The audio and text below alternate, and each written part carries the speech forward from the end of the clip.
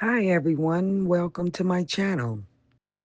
The car is downstairs, Mr. Gotti. A voice crackled through the intercom. The Titan let out a long, heavy breath.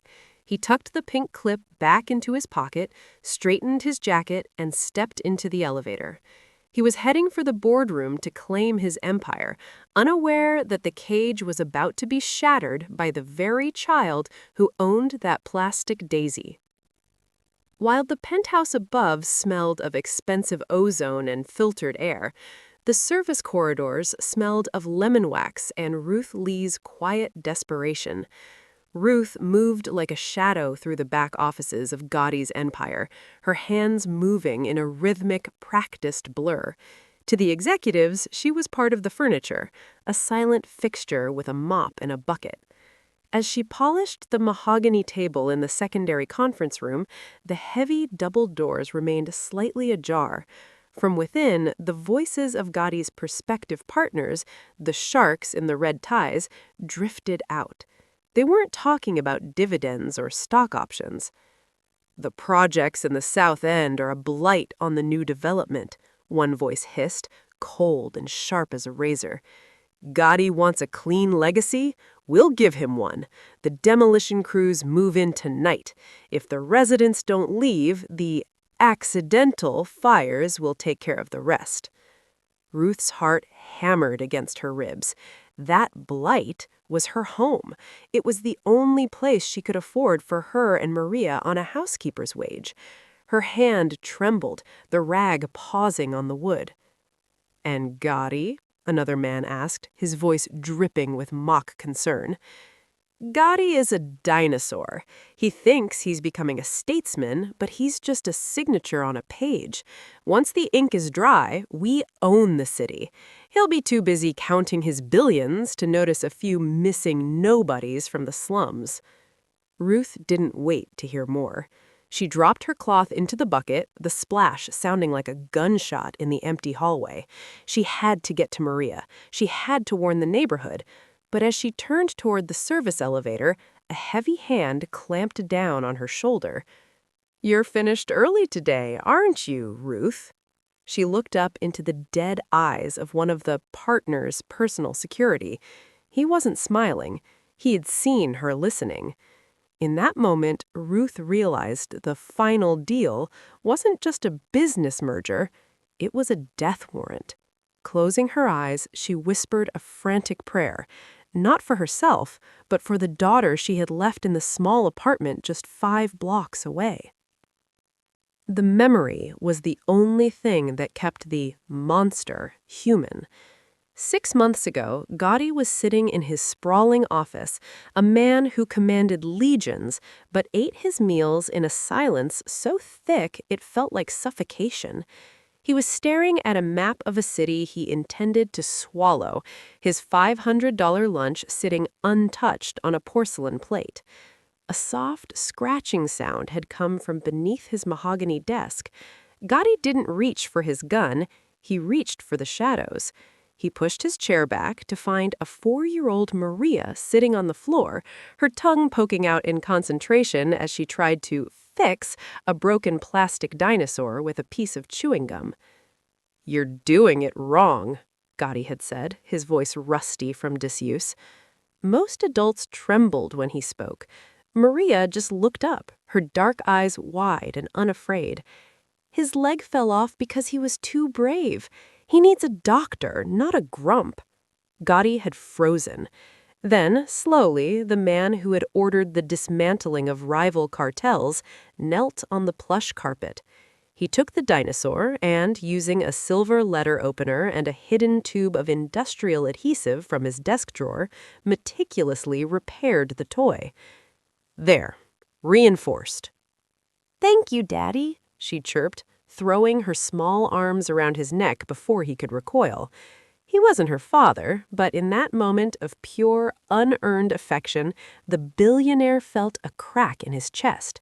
For the next hour, the $100 billion ghost shared his Wagyu steak and truffles with a child who thought the most impressive thing about him wasn't his net worth, but his ability to make a T-Rex stand up again. "Don't tell your mother," he'd whispered as Ruth called for her from the hall. Maria had winked, a tiny conspiratorial gesture that Gotti held closer than any secret offshore account. It was their secret play date, the only hour of his life where he wasn't a king or a killer, he was just a doctor for brave dinosaurs. The silence of the South End projects was never true silence. It was a low hum of sirens and distant shouting. But tonight, the air felt different, heavy and electric. Inside apartment 3C, Maria sat on the floor, the same reinforced dinosaur Gotti had fixed for her, clutched in her hand. She was waiting for the sound of her mother's key in the lock, but the sound that came instead was a heavy, metallic thud. The door didn't open, it splintered. 3 men in tactical leather jackets, their faces obscured by the shadows of the dim hallway, swarmed into the small living room. These weren't street thugs looking for a quick score. They moved with the cold, lethal efficiency of professional cleaners. "Where's the woman?" the leader hissed, his voice muffled by a neck gaiter. He kicked over the small coffee table, sending Maria's coloring books flying like wounded birds. Maria scrambled under the worn velvet sofa, her heart hammering so hard she was sure they could hear it. From her hiding spot, she saw the heavy boots of the men pacing the room. One of them pulled a long serrated blade from a sheath, the steel catching the flickering light of the television. "She was listening at the door," the man with the knife muttered. "The bosses want her erased before Gotti signs the papers. Find the brat. We can't leave witnesses." Suddenly, the front door swung open again. Ruth Lee rushed in, her eyes wide of terror, her breath hitching as she saw the wreckage of her home. "Maria, run!" she screamed, but she was silenced instantly as the leader grabbed her by the hair, forcing her to her knees. "Tell us where the ledgers your boss keeps in the safe," he growled, pressing the cold flat of the blade against her throat. "Tell us, and maybe the girl lives." Maria watched from the shadows, her small hands trembling.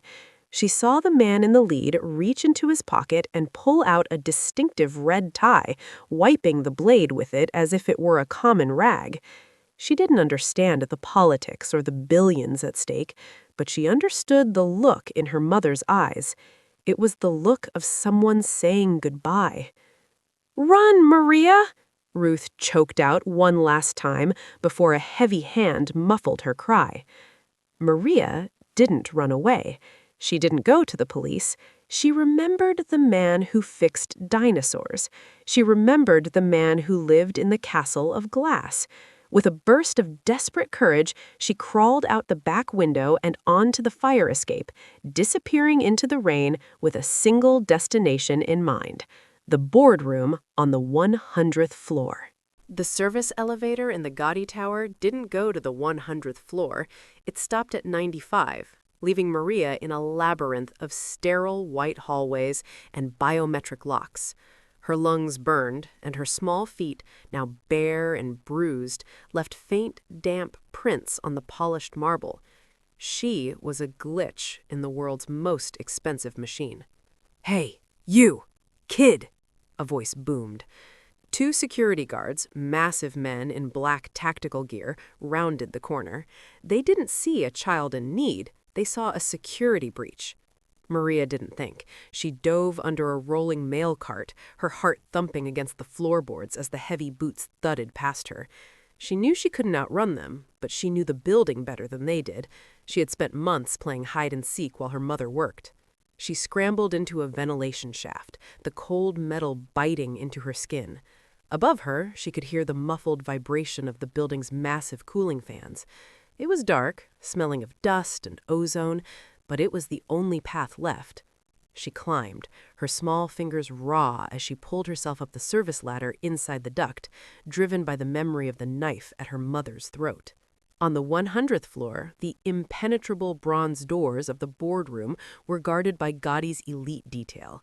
They were focused on the elevators and the stairwells, expecting a professional hit squad, not a tiny shadow dropping from a ceiling grate in the cloakroom. Maria tumbled onto a pile of expensive fur coats, her breath coming in ragged, silent sobs. She pushed through the heady silk curtains that separated the cloakroom from the main chamber. Inside, the silence was absolute. She saw him, the man who fixed dinosaurs, his pen hovering over a document that looked like a death warrant. "Interception!"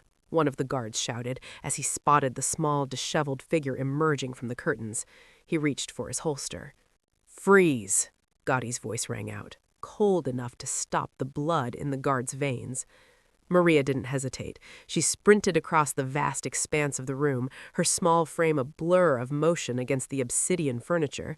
She didn't see the billions of dollars on the table. She only saw the doctor. She threw herself at him, her muddy hands staining his $10,000 suit as she reached for his ear. The tip of the fountain pen was a fraction of a millimeter from the gold-flecked signature line when the world stopped. John Gotti didn't move. He didn't breathe. He felt the small, trembling weight of Maria pressing against his side, her muddy fingers digging into the expensive silk of his waistcoat. The smell of rain, city soot, and raw fear rolled off her in waves, clashing violently with the sterile scent of the boardroom. "Daddy," she choked out, the word a jagged glass shard in the silence. The security detail stood paralyzed. Their training covered assassins, wiretaps, and car bombs. It didn't cover a sobbing 6-year-old girl in a torn dress. Marcus Thorne, the man in the red tie, felt the temperature in the room plummet. His predatory smile twitched, turning into something brittle and anxious. "John, really," Thorne said, his voice forced and thin. "This is a security breach of the highest order. Get the child out of here so we can finish this. We are seconds away from history." Gotti didn't look at Thorne. He didn't look at the $100 billion contract. He looked down into Maria's wide, terrified eyes. He saw the bruise blooming on her cheek and the way her small frame shook with a cold he knew didn't come from the rain. He leaned down, his ear inches from her lips.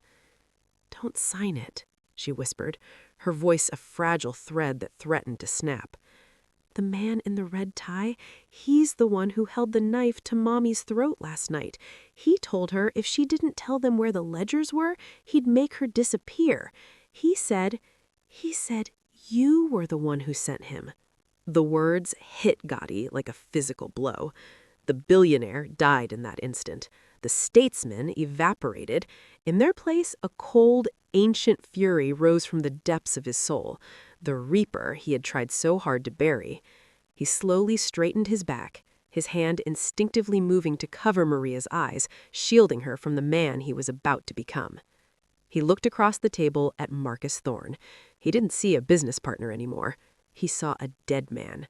He saw the red tie, not as a fashion choice, but as a target. "Marcus," Gotti said, his voice a low, vibrating growl that made the water in the glasses on the table ripple. "You told her I sent you?"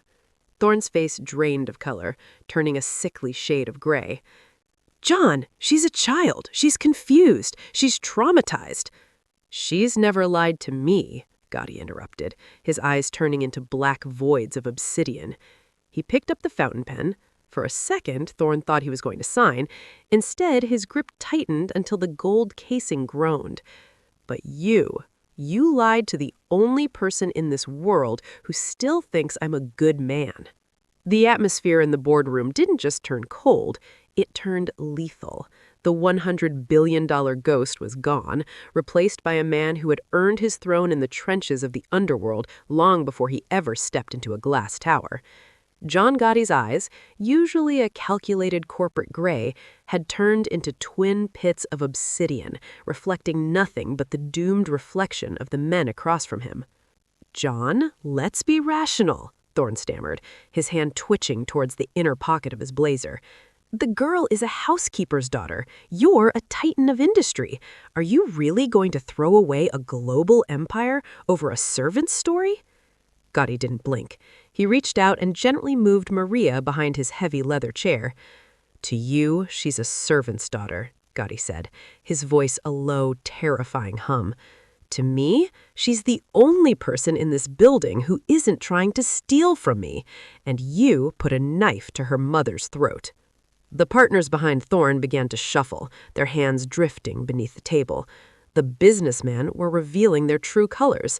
They were soldiers of a rival syndicate who had traded their leather jackets for silk suits to stage a corporate coup.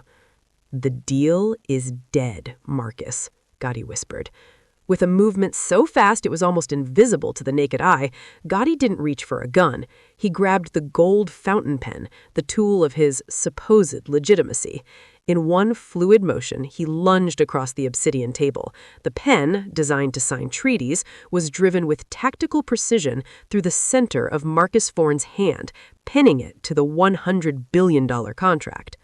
Thorne let out a guttural scream that echoed off the reinforced glass. "You used my name to terrorize a woman in her own home?" Gotti hissed, leaning in so close that Thorne could smell the expensive mint and the scent of impending death on Gotti's breath. The guards in the room, Gotti's true loyalists, didn't need an order. They drew their weapons in a synchronized click that sounded like the hammer of fate. The rival partners froze, their hands halfway to their holsters, realizing they had brought knives and pistols to a war with a man who owned the very air they were breathing. "Look at me, Marcus," Gotti commanded. Thorne, weeping and trembling, looked up into the eyes of the man he thought he had outsmarted. He didn't see a billionaire. He saw the Reaper. "The mask is off, and you're going to tell me exactly where Ruth Lee is before I decide how long it takes for you to stop screaming." The $100 billion contract was no longer a legal document. It was a blood-soaked rag pinned to the table by the hand of a screaming man. Gotti didn't look at the paper. He didn't look at the digital monitors displaying the wire transfers that would have made him the richest man on the planet. With his left hand, he kept Maria tucked behind the shield of his chair, and with his right, he slowly began to tear the contract into jagged strips. "The deal is over," Gotti announced, the sound of the thick parchment ripping like bone snapping in the silent room. "And so is the syndicate." You're insane!" Thorne gasped, his face white with agony as he cradled his skewered hand. "You're throwing away a legacy. You'll be hunted. You'll have nothing." Gotti leaned over the table, his shadow falling over Thorne like an eclipse. "I've had nothing before, Marcus. It's where I'm most dangerous. I spent 10 years trying to build a legacy so I didn't have to look at the blood on my hands. But if being a billionaire means I have to let wolves like you touch the people under my roof, then I'll burn the whole empire to the ground." He turned his gaze at his head of security, a man named Elias, who had been with him since the days of the street wars. "Elias, cancel the merger, freeze the offshore accounts, shut down every legitimate front we own. We're going back to the old ways." "Sir?" Elias asked, his eyes flickering with a grim understanding. "Trace the GPS on Thorne's car. Find the cleaners he sent to the South End projects." He picked up Maria, his movements suddenly becoming incredibly gentle as he hoisted her onto his hip. She buried her face in his neck, her small sobs finally subsiding as she felt the immediate, ironclad safety of his grip. "What about them?" Elias nodded, towards the other partners who sat frozen under the muzzles of the guards' weapons. Gotti looked at the men who had tried to trick him into signing his soul away. His voice was as cold as a winter grave. "They wanted a clean city? Give them the basement. Nobody leaves this building until I have Ruth Lee back in my sight. If a hair on her head is harmed, Thorne doesn't just lose a hand, he loses everything he's ever loved." Gotti didn't wait for a response. He walked out of the boardroom, stepping over the discarded gold pen. He wasn't headed for a press conference or a bank. He was headed for the elevator, descending from the clouds of the 100th floor back down to the grit and the rain of the streets. The Titan was gone. The father had arrived. The rain in the South End didn't fall. It hammered against the pavement like a warning. John Gotti stood in the center of the flooded street, his $10,000 coat discarded, his white shirt sleeves rolled up to reveal the faded ink of a past he had tried to bury. Behind him, a fleet of black SUVs sat idling, their headlights cutting through the gloom like the eyes of predators. In front of him stood the cleaners, 4 men who looked more like soldiers than thugs, holding a battered, defiant Ruth Lee in the mouth of a dark alleyway. "Let her go," Gotti said. His voice wasn't a shout, it was a vibration that seemed to come from the earth itself. The lead cleaner laughed, a dry, hollow sound. He pressed a heavy pistol against Ruth's temple.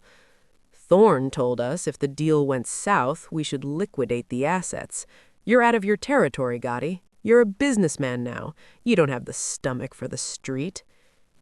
Gotti took a step forward. The cleaners shifted, their fingers tightening on their triggers. "You're right," Gotti said, his eyes locking onto Ruth's. "I tried to be a businessman. I tried to buy my way into heaven, but you threatened the only people who saw me as more than a monster." In one blurred motion, Gotti didn't reach for a gun. He whistled. From the shadows of the surrounding tenements, dozens of figures emerged. They weren't high-priced security. They were the people of the South End, the nobodies the syndicate had planned to burn out. They held pipes, wrenches, and the fierce loyalty of a neighborhood that knew Gotti had spent the last hour tearing up a $100 billion contract to save one of their own. Realizing they were surrounded not by an army, but by a revolution, the cleaners wavered. That split second was all Gotti needed. He moved with a lethality that a decade of luxury hadn't dulled. He disarmed the lead man before the man could blink, pulling Ruth into the ironclad safety of his shadow. "Mommy!" The back door of Gotti's SUV opened, and Maria sprinted into the rain. Gotti caught Ruth before she could collapse, and for the first time in his life, he didn't feel the weight of his billions. He felt the weight of a woman's life and a child's trust. As the police sirens began to wail in the distance, Gotti looked at the empire he had dismantled. His banks were frozen, his reputation was shattered, and the final deal was a pile of shredded paper in a boardroom miles away. He was technically a nobody again. He looked down at Maria, who was clutching both him and her mother in a rain-soaked embrace. She looked up at him, her dark eyes shining with a peace no money could buy. "Are we okay, Daddy?" she whispered. Gotti looked at the empty, dark windows of the skyscrapers uptown, then back at the small, warm circle of the family he had fought for. He reached into his pocket and pulled out the pink plastic hair clip, gently pinning it back into Maria's hair. "Yeah," Gotti said, a genuine smile finally breaking the stone of his face. "This is the best deal I've ever made."